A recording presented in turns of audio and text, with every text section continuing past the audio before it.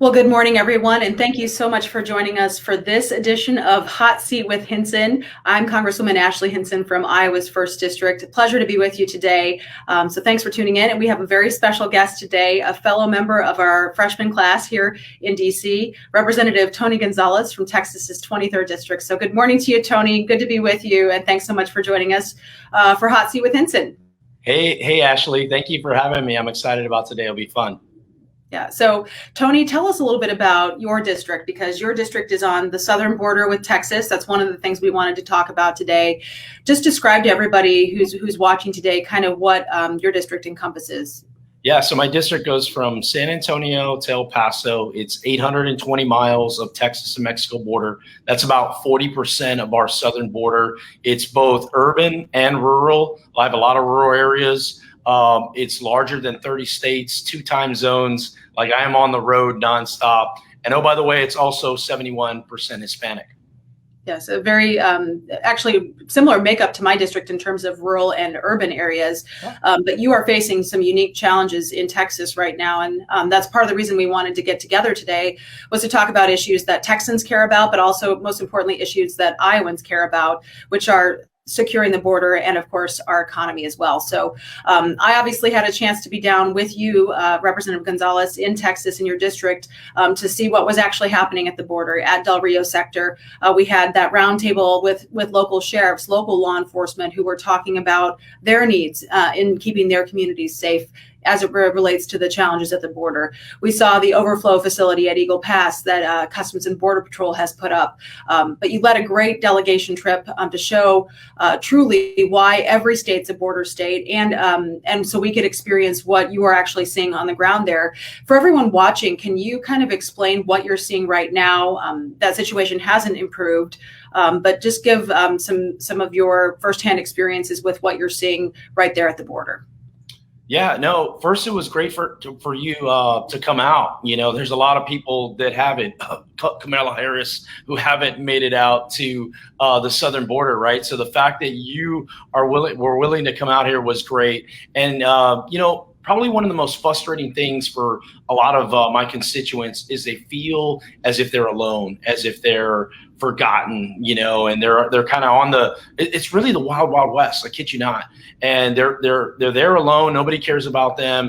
You know, the administration is saying nothing's wrong. It's the furthest thing from the truth. You know, you have folks that have lived on the border their entire adult lives that are saying it is as bad as it's ever been. Like you said, when we visited, we spoke with sheriffs and local elected officials. And oh, by the way, I didn't mention this, but this roundtable that we put together, half of them were Democrats, half of them were Republicans. So, and half of them were like liberal Democrats, really conservative Republicans. Like, it was a mix. I was a little nervous because, you know, I didn't tee it up, so you don't know exactly what everyone's going to say. But if you recall, like, everybody was saying the same tune, and they all were first generation Americans or second generation Americans. So it wasn't this kind of xenophobic, we don't want you here. It was just the fact that people didn't feel safe. And, you know, as a parent, children are everything to us, and the last thing you would want is to get a call from your neighbor or something that something terrible's happened. So it's as bad as it's ever been. Well, and some of the stories that were shared at that roundtable, and like you said, it's a nonpartisan issue. It's not a Republican issue. It's not a Democrat issue. It's a safety and security issue for all Americans. But some of the stories that they were relaying of these stash houses that, you know, the cartels are stashing people, guns, and drugs in, and money, and just the crime that has ticked up. It's a challenge for our local law enforcement to keep their communities safe, because they're being pulled in and to help with that wave at the border. I think, you know, when I look at our state, Iowa obviously it's a border state too, because you have Interstate 35, and the people who come in, who get past Customs and Border Patrol, who get past those local law enforcement agencies, they're coming straight north and bringing dangerous drugs like fentanyl into our state. making our state less safe. I've heard from many of my constituents, they're concerned about the safety and security. So obviously a major issue that, like you said, it's getting worse. It's not getting better.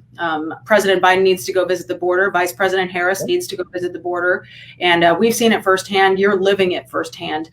Can you detail some of the stories that you've heard? You mentioned kids. And I think there were some stories told about families feeling threatened because of this. No, absolutely. And I'll go back to Iowa. Like, why is it important to Iowa? It's important to Iowa because a lot of these kids and families, honestly, that are coming over, they're going all over the United States. Once they get processed, as they're awaiting their day, they're literally flying all over the United States. So what is happening is these folks are in your communities, whether you realize it or not. Nobody's telling you. The administration isn't saying, "Hey, we've got 10 people flying to Grand Rapids this week," right? They're not doing that, but it's happening. What's scary to me as a father is these children are going into these places that we have no idea.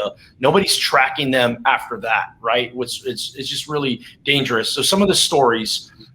Just Sunday, it's Mother's Day, right? And, I get one of my staffers reaches out and she goes, "Tony, I know it's Mother's Day, but they just found these 5 young girls at this farm. And there's 5 young girls, 3 of them were from Honduras, 2 of them were from Guatemala. The oldest was 7, so it was a 7-year-old, a 5-year-old, a 3-year-old, a 2-year-old, and an 11-month-old. Just there, they'd come over. The smugglers had come over the border, dropped them there in the middle of the night because the farmer had done his rounds that evening. Nobody was there. That next morning, they're there. They didn't have any water. They didn't have any food.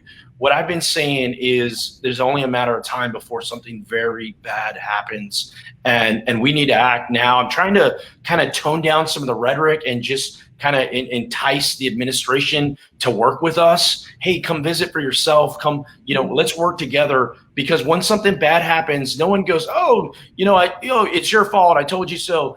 It doesn't matter. Like, that life is lost or that terrible incident happened. We have to do something about it. Absolutely. We have to fix the problem. And you've got some legislation in the works to help support local law enforcement and also to help with the border situation. Can you talk a little bit about what you're working on, Tony? Yeah, absolutely. So I leave this. So I visited this ranch yesterday, Quemado. It's right on the border. And on my way home, I live in San Antonio. On my way home, it's about a 2.5-hour drive. There is literally 2 high-speed chases on my way home, right? So you see the law enforcement. What has happened is, because Border Patrol is stretched so thin, you've got sheriffs and local law enforcement that are having to kind of fill that space. Well, guess what? Their budgets are tiny. They're small little towns, and they're having high-speed chases every day. Literally every day, something's happening. So this bill, it's the border. It's a border security first act, and focuses on. There's a specific account. It's called Operation Stone Garden Funds. Federal grants that go to sheriffs and local law enforcement that are operating in the immigration space. And it's not just our southern border; it's our northern border. It's the waterways in Florida. This is one way I think we can directly impact our communities that are doing that work. Absolutely. We need to be supporting our law enforcement as they're protecting our borders, keeping our communities safe. And yeah, I think I was struck when I was down there by the frequency of the high-speed chases that are happening in communities. I mean, it is a real threat to the safety and security of the people who are living there every day. The cartels are more and more emboldened, and we're seeing that play out, obviously, in your district, and then it affects districts like mine, and every state is truly a border state. So thank you for your work on supporting law enforcement. I think it's truly important we support law enforcement, not defund law enforcement. So can you talk a little bit too? I think, one of the biggest issues that we're working on here is, trying to get to an infrastructure package, making sure people do get relief, but we want to do it in a targeted way. And there is a lot of talk about the spending spigot, as I like to say, being turned on here. What are you hearing from people back home about proposed spending packages, literally in the trillions of dollars, and also about what we can actually be doing to get our economy back up and running? Yeah, people are frustrated. They're frustrated with the sheer amount of money that is just being shelled out. I mean, as you know, there's trillions of dollars that has yet to be spent, and now we're talking about another 4 trillion. You know, when Biden was talking about not only the infrastructure package but that second package for 1.9 trillion, I was confused. I'm like, wait, are we talking about a new 1.9 trillion? Or are we talking about the same 1.9 trillion? No, it was a new, $2 trillion. It's just astronomical. I think we can all agree, like, would love to do something on infrastructure that would help our economy in a lot of ways, help a lot of these small communities. But I always ask, well, that's great. I'm with you halfway there. How are we going to pay for it? Some of the things that really is scary to a lot of my constituents, especially being in rural areas, is this estate tax, this death tax. And that's absolutely going to be on the chopping block. That's scary, of course, that when you tax everybody out of existence, all that's going to do is hurt our economy, not allow it to grow. But the spending is out of control. I think we need to look at not how much we're spending, but how we are spending it. Absolutely. And you and I are serving together on the Appropriations Committee. So our constituents back home, both in Texas and in Iowa, can count on Tony and me to make sure that we're advocating for taxpayers and how we are spending that money. We have a seat at the table, and we're making sure we're trying to be responsible with your resources in Washington, D.C., because it's your money. It's not the government's money. And we want less heavy hands of government in your life. So we will be continuing to push for those kinds of policies through our work in Washington, D.C., but a lot to be done, obviously, a lot to protect, and a lot of issues that we are tackling together, Tony and I, as new members of Congress. So, Representative Gonzales, if people want to learn more about your campaign, where should they go for more information? Yeah, our social media, Tony Gonzales for Texas is our Twitter handle. Tony Gonzales on our Facebook page.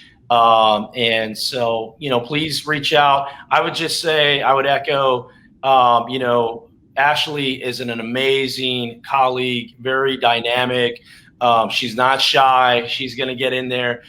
Is going to make sure that the issues that are important are heard. And to be honest, there's not a lot of people like that on the Hill, unfortunately. There's a lot of people that are just kind of going along to get along, don't want to rock the boat, don't want to cause too much trouble, but also don't want to put in the work. So I'm excited to work with you. I think you're an amazing colleague and friend, and I'm excited to be on here today.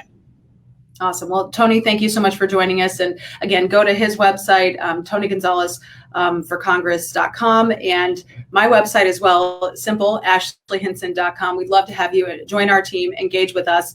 We've got a lot of coalitions. Tony, you talked about the tax issue for people. We've got a Farmers for Ashley coalition if you're concerned about, possibility of death tax, inheritance tax, and the stepped-up basis tax. We're keeping an eye on all of that out here in Washington, and we are going to continue to fight for you. So thank you so much for joining us for the Hot Seat with Hinson. And until next time, have a great day. Thanks, Ashley. Thanks, Tony.